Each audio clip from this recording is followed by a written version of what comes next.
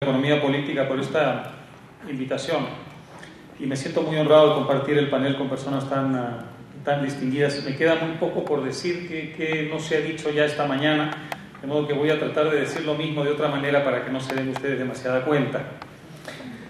Me toca un rol un poco antipático, que es meterme con Ecuador. Siempre es desagradable que venga un extranjero a darle a uno lecciones sobre su propio país. Lo conocen menos bien que su propio país, la gente del propio país sabe mejor que uno lo que anda bien y lo que anda mal, y en general todavía tenemos ese prurito nacionalista que nos hace ver con un poquito de sospecha al forastero que viene a pontificar entre nosotros. Sin embargo, yo he aprendido, me tocó esto muchas veces como peruano en el Perú, en los malos tiempos del Perú, que no es ocioso que venga alguien de afuera a repetirme en sus términos aquello que yo ya sé, porque refuerza mi causa, porque la consolida, porque me hace sentir parte de un universo más amplio y porque algunas veces permite facilitar una tarea que es muy difícil de tipo interno contra el asedio de un poder político que sabe muy bien que si deja prosperar a la idea de la libertad, vendrá su fin. Por tanto, quizá no sea ocioso que desde fuera yo venga a decirles cosas que en realidad ustedes saben muchísimo mejor que yo. Yo soy de formación historiador, no practico como historiador, pero soy de formación historiador, de modo que tiendo siempre a ver los procesos históricos y me interesa mucho cuando un país anda mal, ver cómo se inserta ese periodo en el desarrollo histórico del país, porque siempre se aprenden cosas interesantes. Y yo dije, si tuviera que simplificar muchísimo la historia ecuatoriana, ¿qué tradiciones, qué grandes tendencias observaría? Y yo diría que hay dos. En realidad no es justo decir que hay dos, porque una de ellas ha sido tan interrumpida, está tan poco desarrollada, que hablar de ella como de una tradición es harto generoso. Pero para efectos de la discusión, digamos que hay dos. Hay una tradición muy importante que está caracterizada de la siguiente manera. El caudillismo autoritario. Un líder como García Moreno en el siglo XIX, por ejemplo, encarna ejemplarmente el caudillismo autoritario.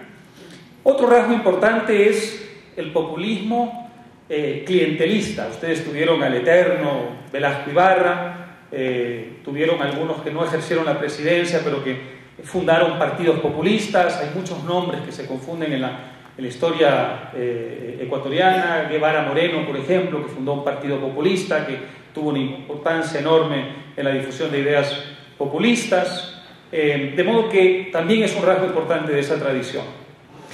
Hay otro rasgo que es el histrionismo. Ustedes tienen una tradición de histriones agresivos, pendencieros. Bucaram es uno de ellos, por ejemplo. A veces un histrionismo simpático, a veces un histrionismo antipático, pero desde fuera se lo veía a él, como se vio en otros periodos de Ecuador, a otros líderes, insertos dentro de esa tradición de histrionismo, algo agresivo, algo pendenciero. Y luego otro rasgo fundamental es el adánico. Todos se creen Adán. El mundo empieza con ellos, constantemente refundando la república desde cero. ¿Por qué? Porque en cierta forma es su justificación última, la última ratio del caudillismo autoritario, del populismo clientelista, del histrionismo pendenciero, tiene que ser la refundación de la república, si no, no hay justificación para ello. Por eso han tenido ustedes una veintena de constituciones. Esa es una tradición, que es la tradición más acendrada, que en realidad es la única que han tenido. Y lo otro en realidad son chispazos, pequeños momentos excepcionales, más bien de tipo liberal, ¿no es cierto? Un Eloy Alfaro, por ejemplo, que es un símbolo en Ecuador y en América Latina de liberalismo, constituye no una tradición propiamente, sino un momento, un chispazo que se pierde en un firmamento tremendamente oscuro, caracterizado por lo otro que dije. Entonces, si vemos a Ecuador de esa forma, y repito, es altamente simplista, pero para efectos de esta discusión, ¿dónde se inserta la experiencia más reciente del Ecuador, la que todavía está vigente, lo que está pasando hoy en Ecuador? Evidentemente se inserta en la tradición del caudillismo autoritario, del clientelismo populista o el populismo clientelista, del histrionismo pendenciero y del complejo adánico de la refundación permanente de la República. Lo que está pasando hoy, por tanto, no tiene nada de rupturista, de refundador, de innovador. Es exactamente al revés. Yo diría que es la exacerbación de una larga tradición ecuatoriana. Creo que han llevado una larga tradición ecuatoriana a su dimensión peor. Y eso lo que significa es conformismo, conservadurismo, complacencia, es decir, exactamente los antónimos, lo contrario de lo que la propaganda oficial les trata de vender, que es la idea de la renovación, de la reforma y sobre todo de la revolución. De modo que yo creo que es muy importante entender esto. Lo que está pasando hoy no es excepcional, por lo menos visto desde fuera en la historia del Ecuador. Es lo que pasó siempre en Ecuador. Hay muchas formas de medir esto, ¿no es cierto? Por ejemplo, entre el año 71 y el año 90 se crearon más de 60 empresas públicas en Ecuador. Crear empresas públicas es una de las dimensiones de la peor tradición económica de América Latina. Bueno, en ese periodo, en esas 2 décadas, se crearon en el Ecuador más de 60 empresas públicas. De modo que hoy, lo que podemos decir desde el punto de vista económico es que el actual gobierno está preservando también una tradición en este caso más reciente, pero que tiene que ver con un grado de intervencionismo enorme en la economía. Entre el año 65 y el año 80, el gasto público, que es el dinero del pueblo, utilizado o mal utilizado por el Estado, aumentó exponencialmente. En el año 65, si mis cifras no están demasiado equivocadas, el gasto público representaba menos del 10% del Producto Bruto Interno, 9.5%. En el año 80, apenas 15 años después, representaba más del 22%. Es decir, multiplicaron por más de 2 veces el gasto público.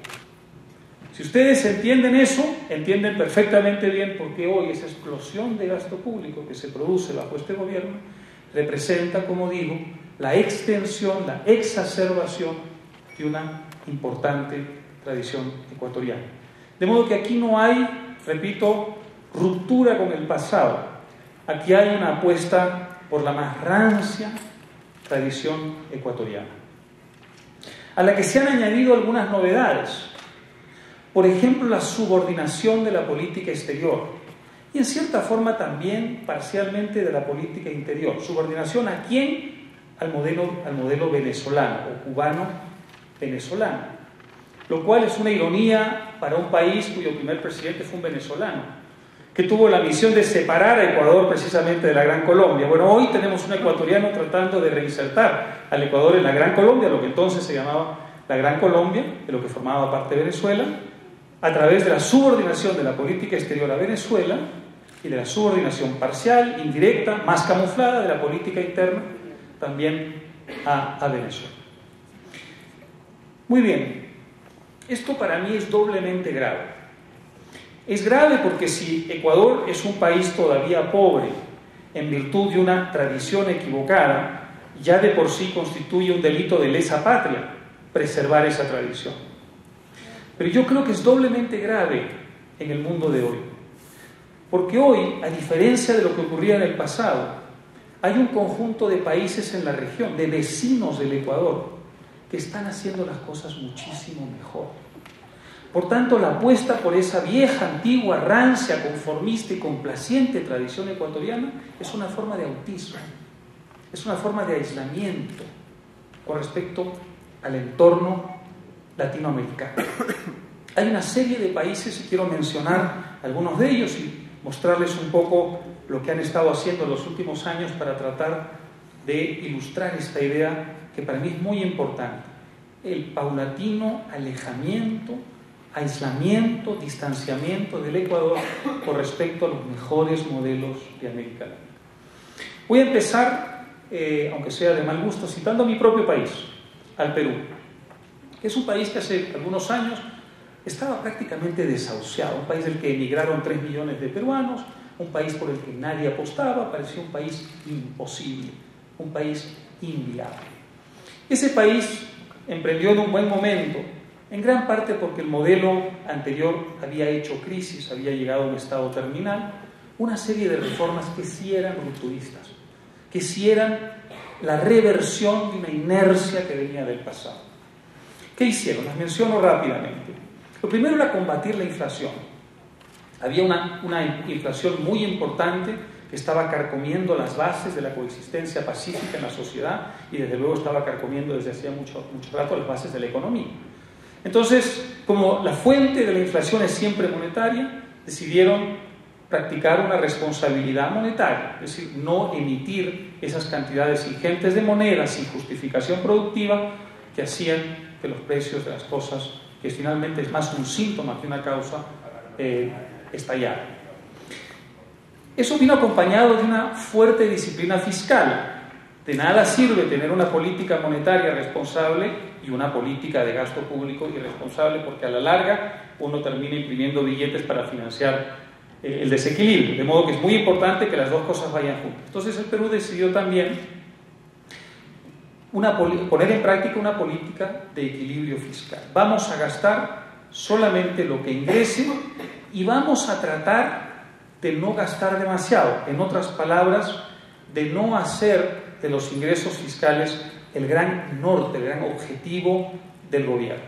Porque si uno hace de eso el objetivo del gobierno, puede haber una situación de equilibrio fiscal, pero digamos, para financiar eso hay que cobrar unos impuestos que son absolutamente exagerados, exorbitados. Por eso era muy importante que a la par que hubiera un equilibrio fiscal, hubiera también una reducción del gasto público. Eso fue lo que se hizo. Además, hubieron otras reformas importantes. La apertura comercial. El Perú tenía un aparato productivo altamente ineficiente porque había sido sobreprotegido a lo largo de muchísimo tiempo. Y se decidió abrir el comercio de dos formas. En algunos casos unilateralmente, es decir, yo voy a reducir la protección sin exigir a los otros países con los que tengo intercambios que hagan lo mismo, y en algunos otros casos a través de la firma de acuerdos o tratados de libre comercio, donde sí había una reciprocidad en ese esfuerzo por reducir la protección. También se privatizaron muchas empresas, porque Perú había tenido una etapa en los años fines de los 60 y los 70 caracterizada por la creación de empresas públicas, en algunos casos la estatización de empresas privadas y en otros la creación desde cero de empresas públicas. Y había más de 200 empresas importantes, el número total era superior, pero 200 realmente importantes que prácticamente monopolizaban la actividad productiva del país, o la actividad improductiva del país sería más justo decir. Y se decidió privatizarlas. No las privatizaron todos, no privatizaron tantas como a mí me hubiera gustado, todavía quedan algunas, pero privatizaron la mayor parte de esas empresas. Lo hicieron de un modo, a mi modo de vista, no ideal, porque para poder obtener más recursos por la venta de esas empresas, otorgaron a quienes las compraban algunas condiciones de protección, que podríamos llamar monopólicas. Pero en general hubo un proceso importante de transferencia de la actividad productiva que estaba en manos del Estado hacia la actividad privada, hacia la sociedad, hacia el pueblo finalmente del Perú. Y hubo también un esfuerzo, a mi modo de ver insuficiente, pero por lo menos incipiente, para destrabar la libre respiración, digámoslo así, de la actividad productiva. Martín habló en su exposición sobre cómo las trabas institucionales complican mucho la creación de negocios. Aquí se hizo un esfuerzo precisamente para lo contrario, para facilitar el surgimiento de negocios. Sabíamos que había un potencial empresarial enorme en la sociedad peruana, por donde uno mirara había síntomas de una creatividad ingente, pero esa fuerza estaba contenida, estaba reprimida y suprimida en cierta forma por el Estado. Había que ponerla en libertad y eso requería un esfuerzo de simplificación administrativa. A mi modo de ver, altamente insuficiente todavía, pero por lo menos inicial. Este conjunto de reformas, ¿qué produjeron? produjeron un efecto inmediato. El crecimiento del Producto Bruto Interno por habitante en el Perú ha sido en las últimas 2 décadas tan importante que la renta per cápita se ha triplicado, prácticamente triplicado en el espacio de menos de 20 años. Y eso ha tenido un efecto significativo ¿en qué? En la reducción de la pobreza. La pobreza en el año 2000, 2001, más o menos constituía el 52% o abarcaba el 52% de la población y fue reducida en este breve lapso a apenas 28%. Y eso vino aparejado de una explosión de la clase media emergente, que hoy constituye más del 50% de la población, sobre todo en esta clasificación siempre arbitraria y desagradable que se hace en el mundo de la estadística. Si uno divide a los peruanos en sectores A, B, C, D y E, el sector C, que era un sector que no llegaba a la clase media, hoy constituye el sector más interesante del país, el más pujante, el más promisorio y también el que nos está ayudando a resistir mejor las dificultades externas. Las exportaciones del Perú han empezado a caer, no dramáticamente, pero han empezado a caer porque hay un contexto internacional difícil, nos compran menos de lo que nos compraban antes o los precios de algunos minerales han caído. Lo que está compensando eso hoy día en el crecimiento del Perú es el mercado interno, y ese mercado interno tiene todo que ver con la expansión del sector C, que es la clase media emergente. Hoy Lima, la capital del Perú, que representa la tercera parte de la población más o menos, está constituida esencialmente por gente que pertenece a la clase media, sectores B y C. Esa fue la consecuencia directa del crecimiento. Es verdad que algunos programas de asistencia social contribuyeron a aliviar temporalmente, como es natural, la pobreza. Los mejores estudios que he visto indican que 2/3 partes de la caída de la pobreza se debieron al crecimiento económico fruto de estas reformas y quizá, yo creo que son generosos, 1/3 parte se debió a los programas sociales. Pero en cualquier caso, aceptando esas proporciones, esos programas sociales no hubiera sido posible financiarlos nunca si no se hubiera producido esa explosión de actividad productiva que hubo en el Perú. Ese es un caso importante a tener en cuenta. Ecuador y Perú son el mismo país. Fuimos parte del mismo país en el mundo precolombino temporalmente, fuimos parte del mismo país durante la colonia temporalmente, después se nos escaparon para Nueva Granada y son hoy día también parte del mismo país. Cuando yo estoy en Ecuador me siento en Perú, cuando un ecuatoriano está en Perú se siente en el mismo país. De modo que pongo ese ejemplo porque es un ejemplo que está al alcance de la mano de todo ecuatoriano. Colombia es otro caso fascinante. Colombia, como saben ustedes, todavía está, pero estuvo mucho más aún que ahora, en una guerra, en una verdadera sangría, en la que han muerto decenas y decenas y decenas de miles de personas, en el que han sido desplazadas 3 millones de personas de sus hogares, y en el que apenas en el año 2002, cuando el presidente Uribe asumió el poder, las FARC, que era una de las, quizá la peor de las distintas organizaciones criminales que usaban el terror como método y el narcotráfico como fuente de financiación, controlaba la mitad del territorio. Imagínense lo que es asumir la responsabilidad de gobierno cuando una organización criminal como las FARC controla la mitad del gobierno. Por supuesto, esto tenía un reflejo económico. La inversión era muy baja, el desempleo era muy alto, el desempleo formal, oficial, era 16%, el real, si se incluye el subempleo, era infinitamente superior. Parecía también un país ingobernable, un país desahuciado. Bueno, ellos emprendieron un conjunto de reformas. En ese caso, con un añadido muy importante, y es que tenían que, de algún modo, empezar a revertir los términos de la guerra. Hasta ese momento, las organizaciones criminales llevaban la iniciativa, el Estado estaba a la defensiva. Había que invertir esos términos. Sabían ellos que no iban a poder resolver la guerra en poco tiempo, pero si por lo menos invertían los términos y se creaba en el país un clima psicológico distinto, evidentemente esa confianza iba a producir un aumento de la inversión. De modo que para emprender las reformas económicas era fundamental emprender también una política que llamó al presidente Uribe de seguridad democrática, o unos términos que seguramente ustedes han oído porque los ha repetido hasta el cansancio. Pero al mismo tiempo produjo una serie de reformas bastante parecidas a las del Perú, no tan intensas porque la herencia que tenía Colombia era menos estatista que la herencia del Perú. Ellos no habían tenido a un Velasco Alvarado, que fue nuestro dictador, digamos, militar socialista, pero tenían una economía altamente intervenida. Entonces, hicieron varias cosas. Una apertura comercial muy importante, en algunos casos unilateral, en otros casos firmaron tratados de libre comercio. La gran ironía es que ellos aprobaron el tratado con Estados Unidos casi inmediatamente y Estados Unidos se tomó varios años en aprobar el tratado con Colombia. Hubo una reducción inmediata de impuestos para toda la actividad productiva.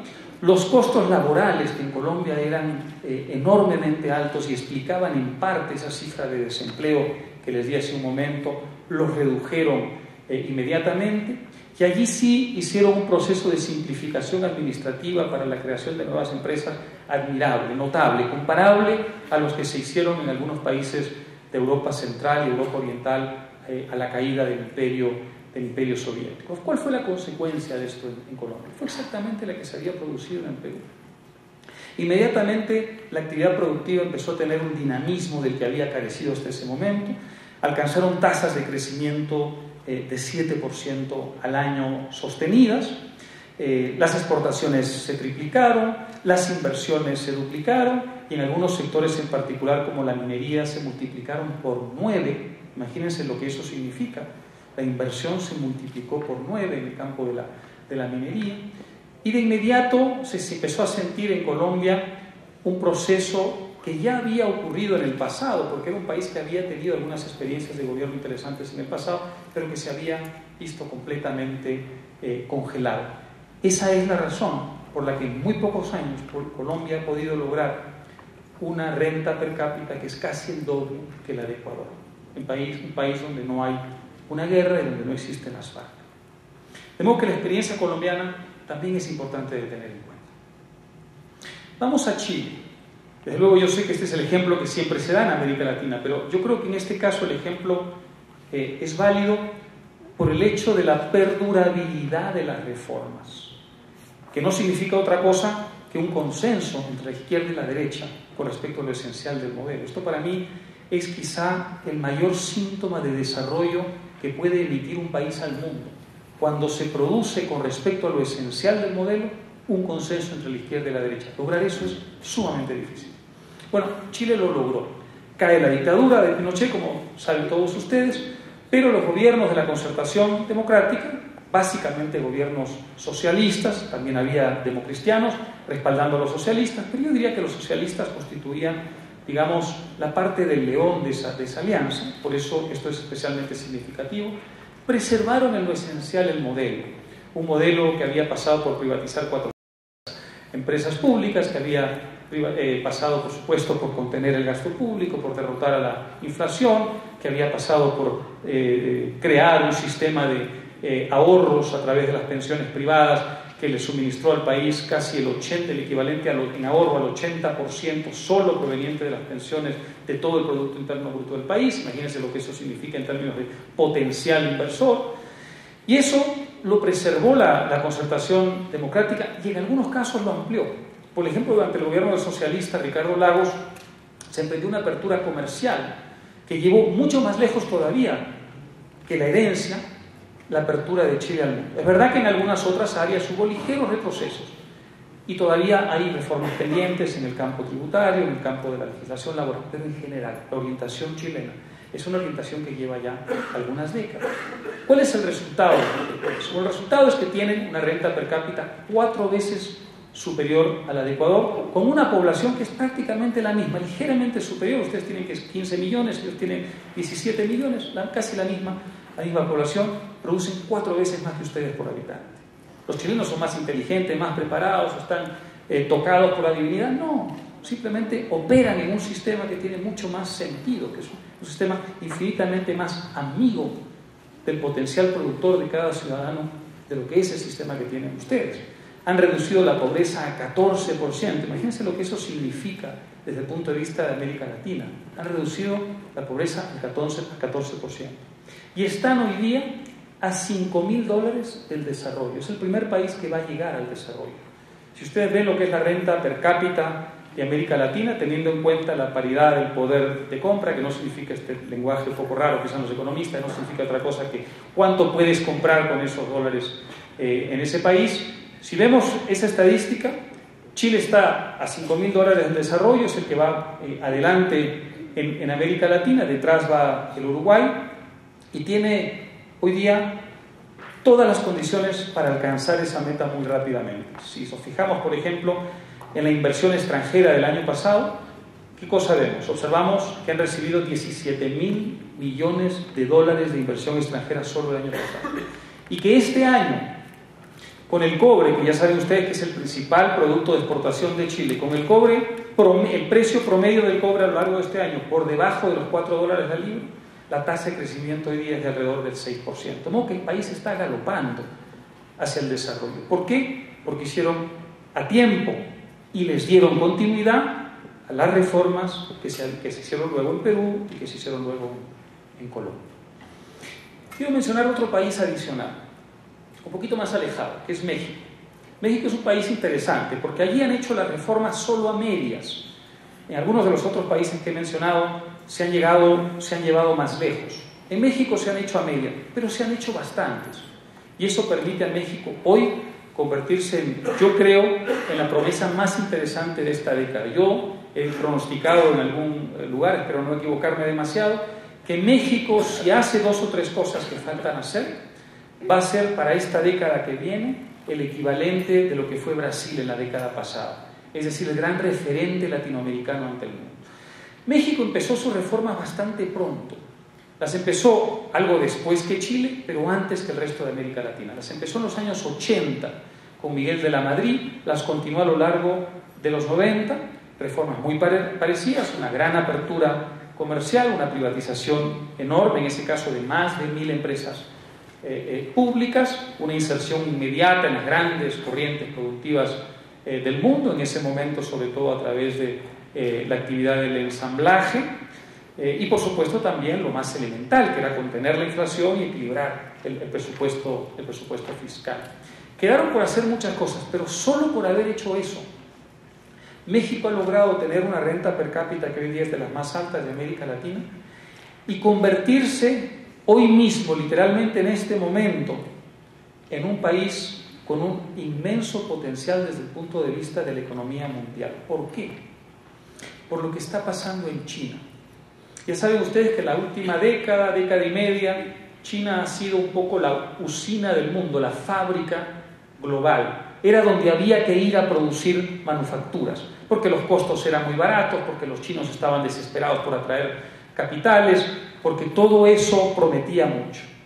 Sin embargo, de un tiempo a esta parte pasan 2 cosas. La primera es que los costos de hacer negocios en China están creciendo mucho.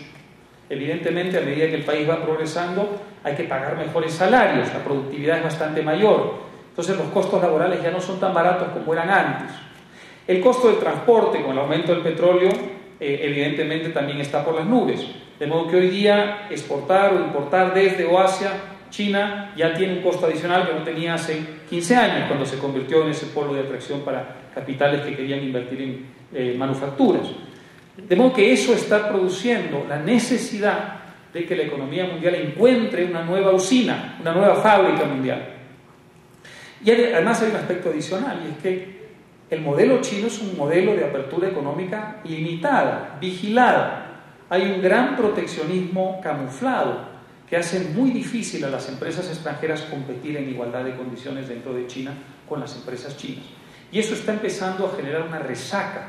Hoy día, si uno abre periódicos financieros en Europa, en Estados Unidos, verá la multiplicación de las quejas de los grandes inversionistas y empresarios europeos y americanos con respecto a las condiciones en las que tienen que competir en China.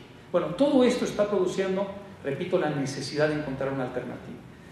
Empieza a haber síntomas de que la alternativa a eso va a ser México. México se está convirtiendo ya en una zona del mundo donde tiene sentido fabricar o ensamblar absolutamente todo. Es decir, equipos para radiotransmisores, chips, refrigeradoras, automóviles, computadoras, es decir, alta tecnología y tecnología elemental. No solamente para abastecer, obviamente, al mercado norteamericano, al mercado estadounidense, también al mercado latinoamericano, sino para abastecer a todos los mercados del mundo, incluyendo a China. Fíjese qué ironía tan interesante. Antes se fabricaba en China, ahora se fabrica en México para exportar a China. Todo eso, ¿gracias a qué? A que hace 20, 25 años México hizo un conjunto de reformas muy importantes que crearon las condiciones para que en el momento en que fuera necesario para los capitales del mundo encontrar una alternativa a China, empezaran a movilizarse hacia México. Esa es la razón por la que la inversión está creciendo a un ritmo de 7-8% al año en México. El año pasado trajeron $20.000 millones de inversión extranjera. Yo creo que pueden duplicar eso. Lo que pasa es que ha habido un ambiente, un clima político algo complicado, porque el gobierno del PAN tenía dificultad para hacer aprobar sus reformas en el Congreso en vista de que el PRI, que era la oposición, que antes había sido gobierno durante 7 décadas, las obstaculizaba. Pues bien, ahora el PRI está en el gobierno, quiere hacer reformas muy en el sentido de las que había hecho el PAN, y si el PAN, que está en la oposición, le otorga su aval a esas reformas, a mí no me cuesta nada de trabajo imaginar a México como una gran locomotora de toda América Latina en los próximos años.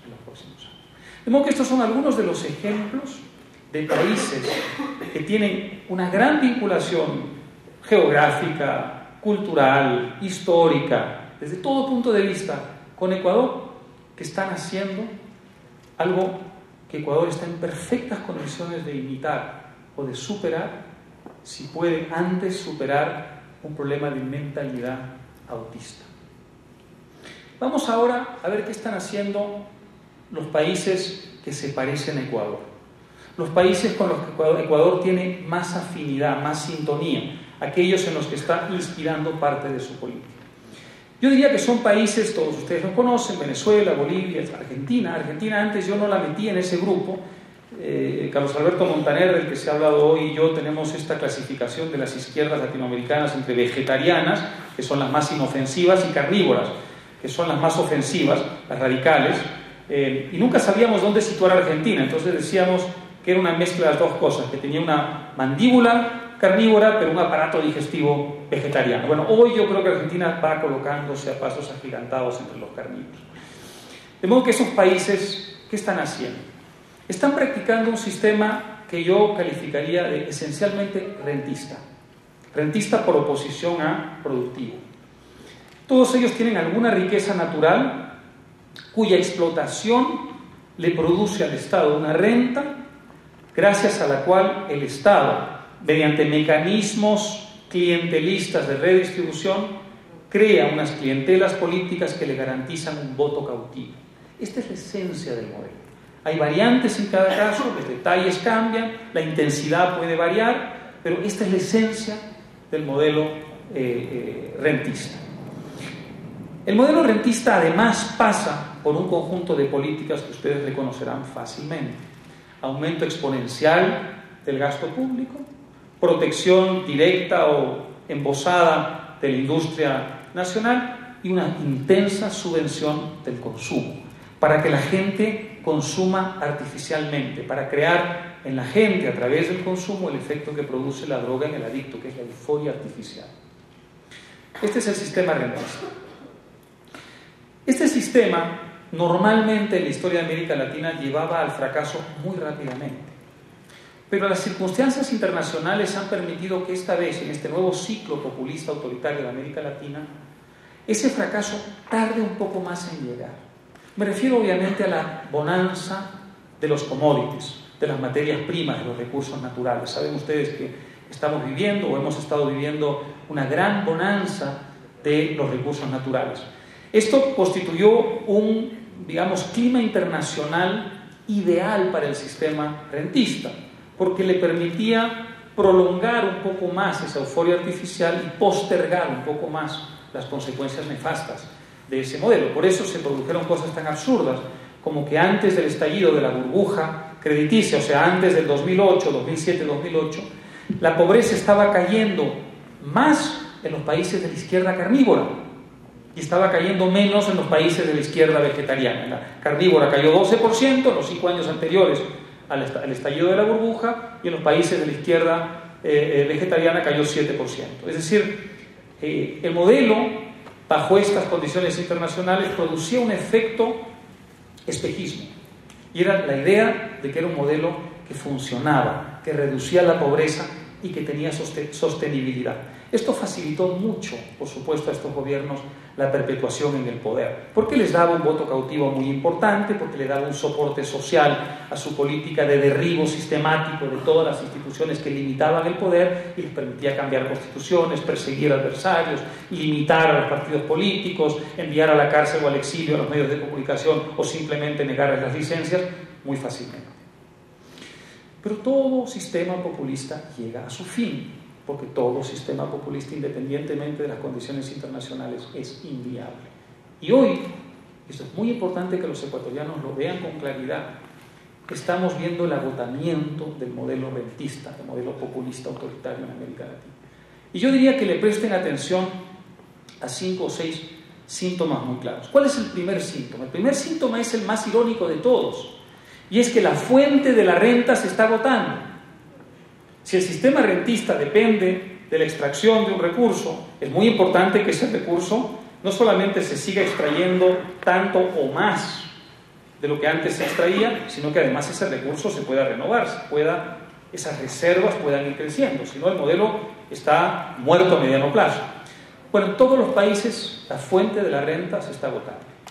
En Venezuela, que es el país con las mayores reservas del mundo, superiores a las de Arabia Saudita desde hace pocos años, ha pasado una cosa inaudita, y es que se producen hoy 1 millón de barriles de petróleo menos que cuando Chávez llegó al poder. Miren la hazaña que significa que con un tránsito del precio del petróleo de $8 cuando Chávez llegó al poder a más de $100 en tiempos recientes, con un aumento más de 10 veces superior, Venezuela sea hoy incapaz no solo de producir más petróleo del que producía a fines del año 98, sino que esté produciendo 1 millón de barriles menos de petróleo. Se está acabando esa renta. Miren qué ironía tan poderosa en el sistema rentista.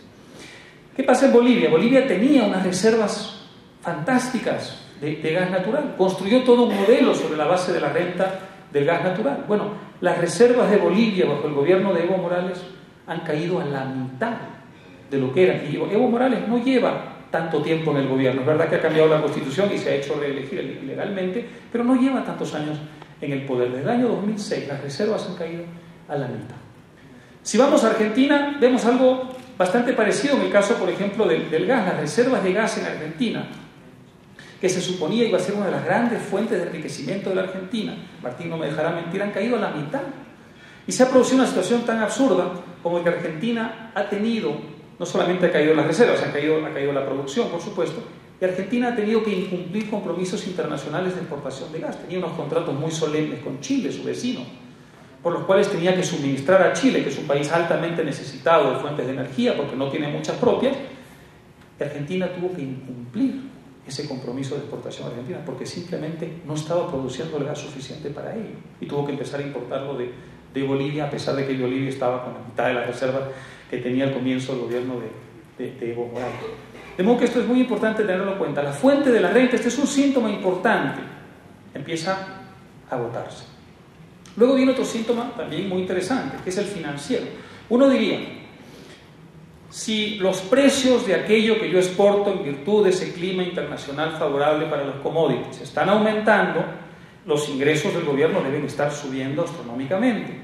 Y si los ingresos del gobierno suben astronómicamente, lo último que puede haber en esos países es desequilibrio fiscal. No tiene ningún sentido. Si yo recibo mucho más dinero que antes, tendría que haber evidentemente unas cuentas mucho más equilibradas que antes. Y está pasando exactamente lo contrario en todos esos países. Si uno ve las finanzas de Venezuela, encuentra algo interesante. Venezuela decidió lo siguiente. Su empresa, su gigante petrolero PDVSA, antes producía 3,5 millones de barriles, ahora produce 2,5 millones de barriles, y decidió que la cuarta parte de las ventas de PDVSA, imagínense qué tal criterio empresarial, la cuarta parte de las ventas las iba simplemente a birlar, a robar a la sociedad venezolana para utilizarlas para su sistema clientelista a través del populismo de la repartija. Bueno, ¿cuál ha sido la consecuencia? Uno diría, de todas formas, como había una multiplicación del precio del petróleo por más de 10 y los ingresos fiscales del gobierno estaban aumentando sideralmente, me imagino que hay unas cuentas relativamente equilibradas. No, el déficit fiscal de Venezuela, el oficial es 8%, el real es 15%. Una cifra verdaderamente impresionante. Se las han arreglado para, con un precio que se ha multiplicado por más de 10, tener un déficit fiscal de 15%. Si uno ve lo que está pasando en Argentina, bueno, también es pavoroso lo que está pasando en Argentina. En Argentina ha habido un aumento del gasto muy importante. En los últimos, creo que 5 o 6 años, el gasto fiscal representaba más o menos el 35-36% del Producto Bruto Interno. Hoy día representa 10 puntos más, casi 46-47% del Producto Bruto Interno. Ese gasto ha ido no solamente a la par que la bonanza, en ese caso de exportación de granos, sino a un ritmo muy superior. Y entonces, ¿qué ha pasado? Se ha desequilibrado la cuenta. Se ha desequilibrado a tal punto que el déficit fiscal, la última vez que lo revisé, en Argentina este año más o menos ascenderá a 7%. Un déficit fiscal en un país con la riqueza que produce Argentina de 7% es verdaderamente demencial. Y se han quedado en una situación tan desesperada que están haciendo, y este será el siguiente síntoma del que hablo, están haciendo algo tan absurdo como impedir la salida de dólares mediante un Estado que es prácticamente policial. Bueno, ese es otro síntoma importante, el desequilibrio de las finanzas en el sistema rentista. Otro síntoma muy importante es la caída de la inversión, que a su vez repercute, por supuesto, en el Producto Bruto Interno, lo que produce, en la economía que produce ese modelo rentista.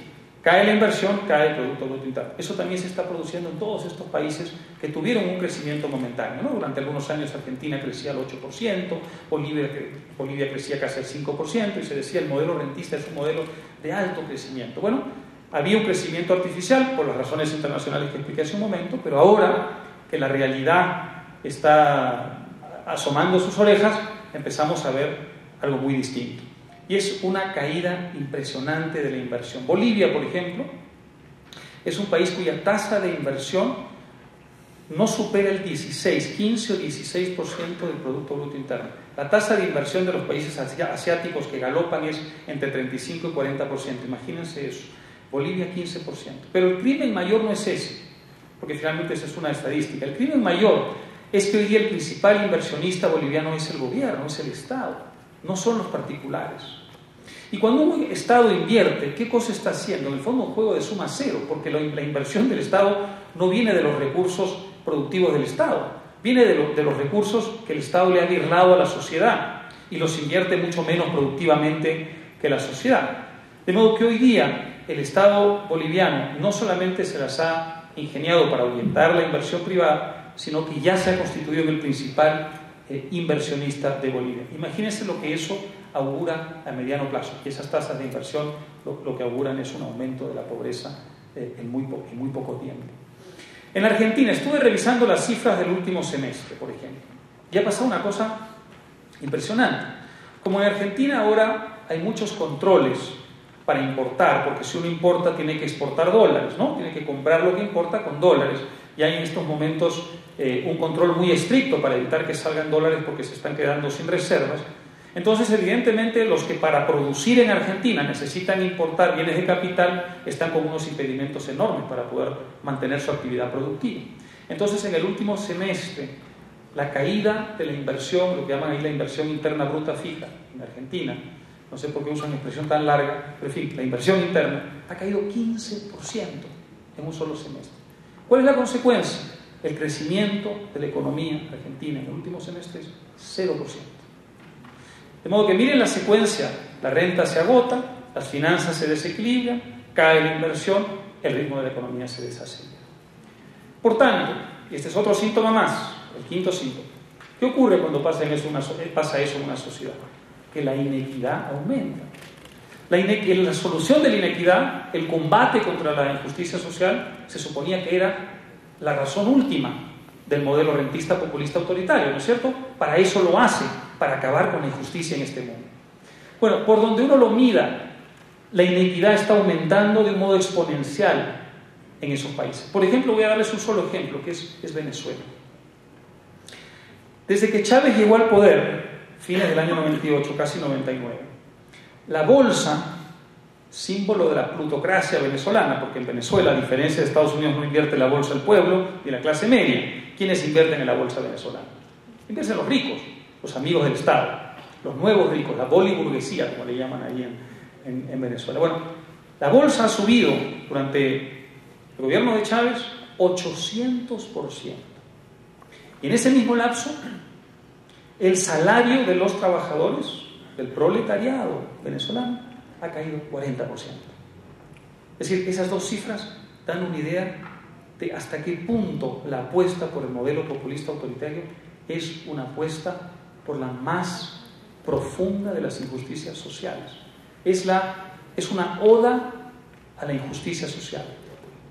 Es una alabanza al aumento de las diferencias sociales. La bolsa sube 800%, el salario cae 40% bajo el gobierno de Chávez. ¿Por qué? Por todos los síntomas anteriores de los que hablé hace un momento. Es una consecuencia natural y lógica de lo que está pasando. Bueno, finalmente, ¿cuál es el último síntoma para entender que está haciendo agua ese barco? La desesperación, la huida hacia adelante.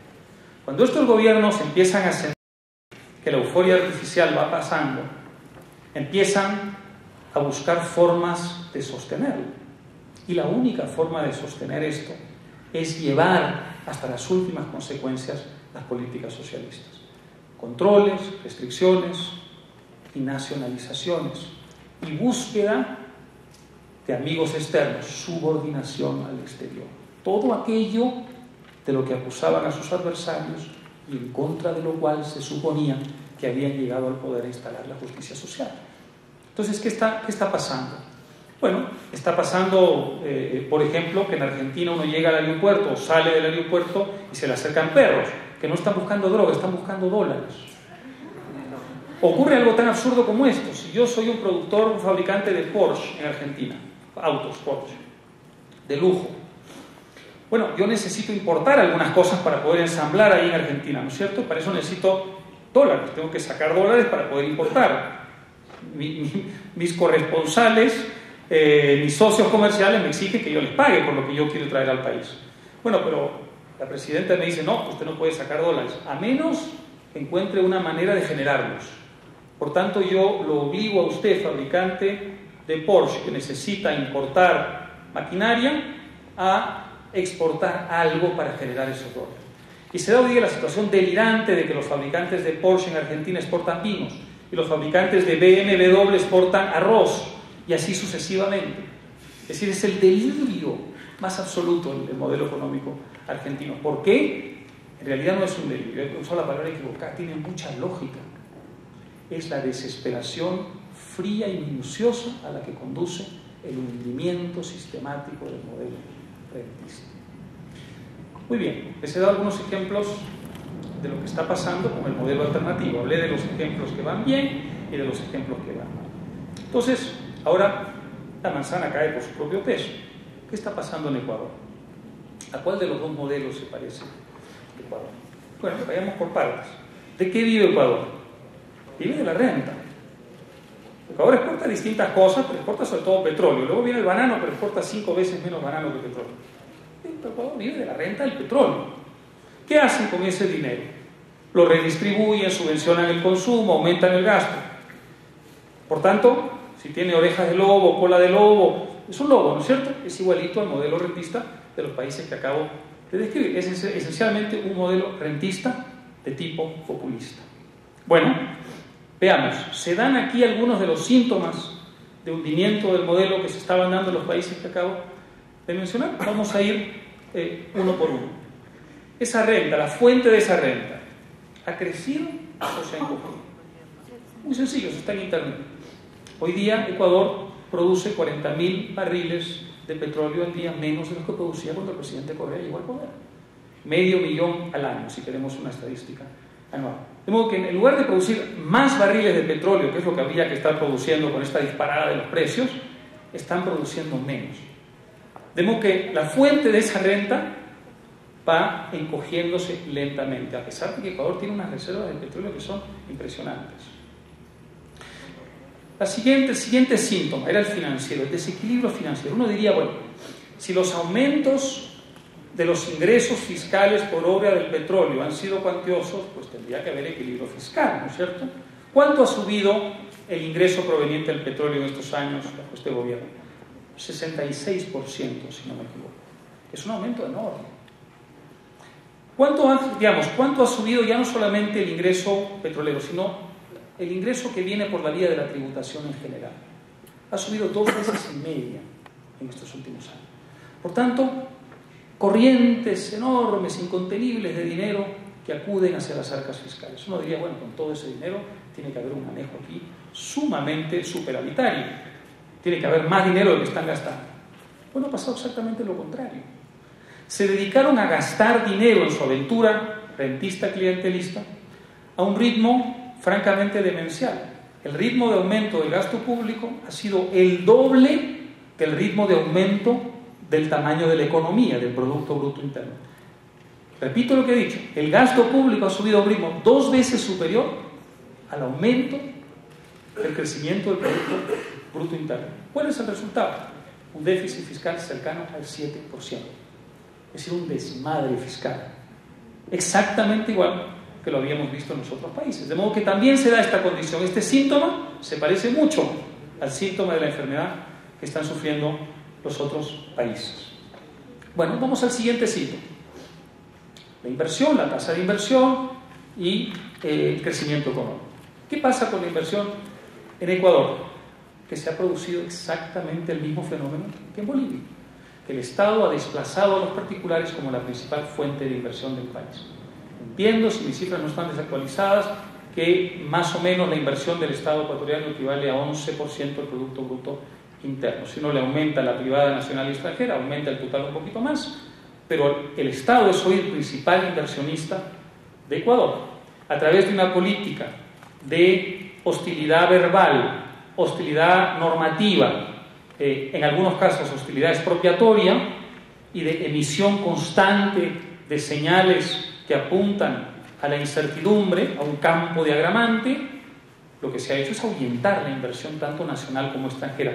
Algo de inversión nacional queda, heroicamente, felizmente, pero hoy día el principal inversionista es el Estado. Cuando pasa eso en una sociedad, uno sabe automáticamente que esa producción va a caer. Y es exactamente lo que ha pasado en Ecuador. El ritmo de crecimiento del Producto Bruto Interno promedio en los años del gobierno del presidente Correa es 3.5%. En ese mismo lapso, el ritmo de crecimiento del Producto Bruto Interno en mi país es 7.1%, más del doble. Somos el mismo pueblo, somos la misma gente, somos en el fondo el mismo país. Esa barrera, esa frontera es tremendamente artificial desde el punto de vista histórico, ya que no administrativo. Y sin embargo, el ritmo de crecimiento de ustedes es la mitad que el peruano, porque esas tasas de inversión, producto de ese sistema rentista, son paupérrimas hoy. De modo que también se confirma lo que está pasando, que lo que está pasando en Ecuador hace eco de lo que está pasando en los países del modelo autoritario. Hay otras formas de medir esto. La inequidad, que era el quinto síntoma. ¿Hay más o menos inequidad? Bueno, revisé las estadísticas para ver si toda esta actividad altamente redistributiva, que evidentemente le genera un alivio a un sector importante de la población, es evidente, es lógico, ¿no? Si esto estaba produciendo más o menos inequidad en Ecuador. Y encontré que hay 4 millones de pobres y 3 millones de subempleados, la mitad de la población. Y yo les dije hace un momento que en Perú la pobreza había caído del 52% al 28%. Bueno, en un lapso parecido, Ecuador ha generado a la mitad de la población en una situación de pobreza. ¿Por qué? Por una sencilla razón. Porque 500.000 de luxemburgueses producen lo mismo que 15 millones de ecuatorianos.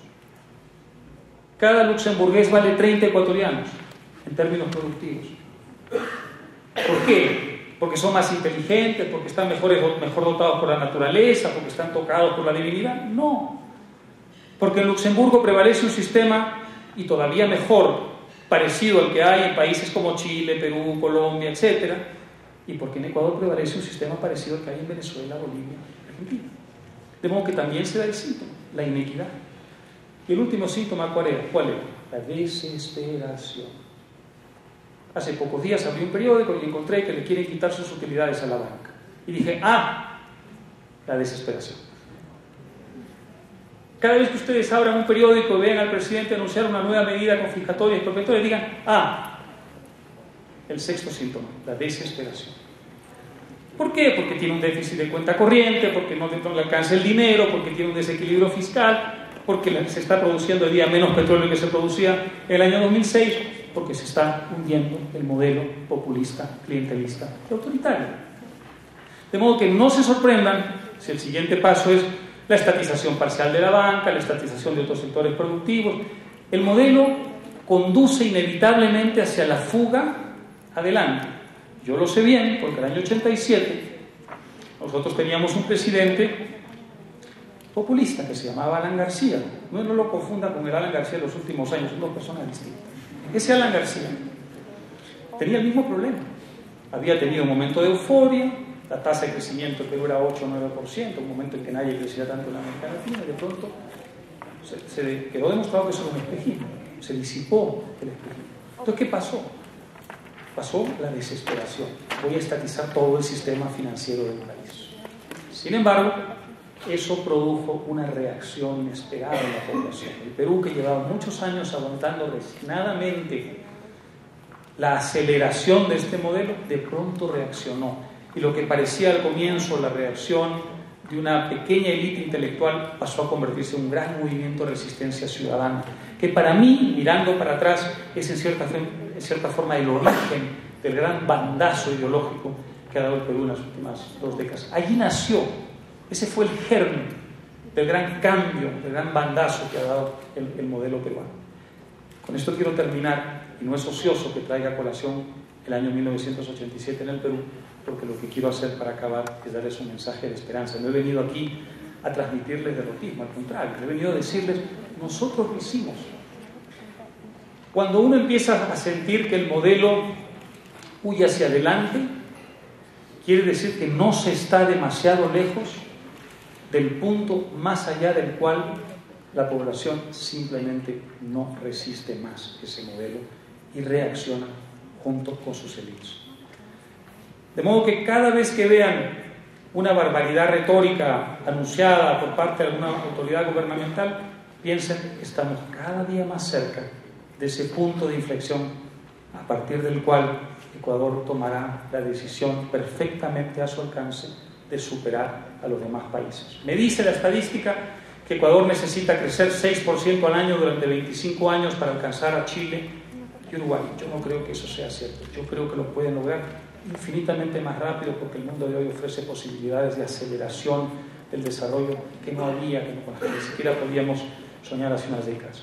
Pero todo empieza con la crisis definitiva del modelo y con un gran acto de coraje cívico que consiste en que las ecuatorianas y los ecuatorianos decidan poner fin a este modelo demencial y empezar la ruta apasionante hacia el desarrollo.